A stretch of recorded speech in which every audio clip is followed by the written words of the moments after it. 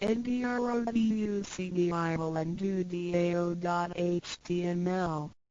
先天大道简介中应对照 http://www.cloudlibrary.com/category/category6/c63006.htm Introduction to DAO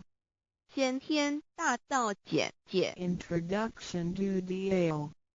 中应对照先天大道简介一和为先天大道二道与我有什么关系三求四求道对我有什么好处五具备什么条件才可以求道六求道对我的生活有什么影响七道的宝贵有什么印证一和为先天大道先天大道又简称道。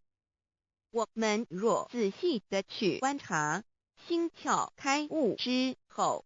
就可发觉宇宙间森罗万象皆是杂而有序，而自然界万事万物的运转，也都有一定的法则。